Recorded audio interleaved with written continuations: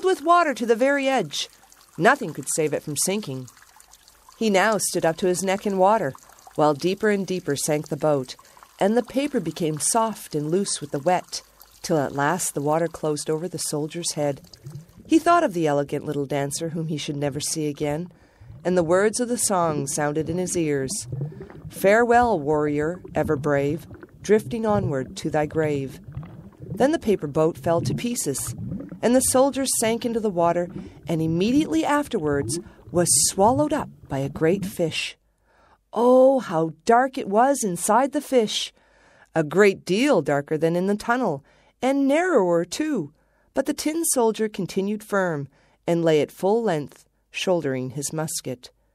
The fish swam to and fro, making the most wonderful movements, but at last he became quite still. After a while, a flash of lightning seemed to pass through him, and then the daylight approached, and a voice cried out, "I declare, here is the tin soldier!" The fish had been caught, taken to the market and sold to the cook, who took him into the kitchen and cut him open with a large knife. She picked up the soldier and held him by the waist between her finger and thumb, and carried him into the room.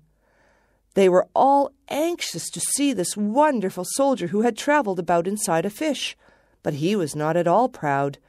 They placed him on the table, and, how many curious things do happen in the world! There he was in the very same room from the window of which he had fallen.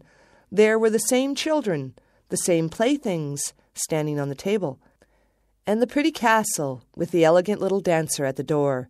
She still balanced herself on one leg and held up the other, so she was as firm as himself. It touched the tin soldier so much to see her that he almost wept tin tears, but he kept them back. He only looked at her, and they both remained silent.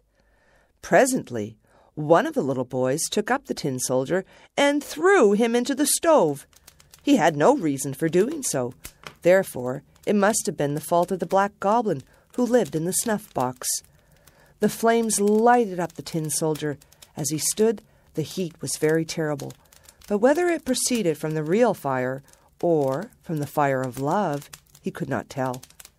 Then he could see the bright colors were faded from his uniform, but whether they had been washed off during his journey or from the effects of his sorrow, no one could say.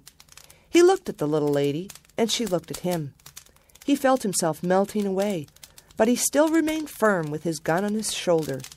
Suddenly, the door of the room flew open, and the draught of air caught up the little dancer.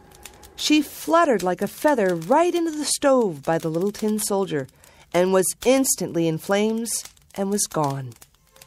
The tin soldier melted down into a lump, and the next morning, when the maidservant took the ashes out of the stove, she found him in the shape of a little tin heart.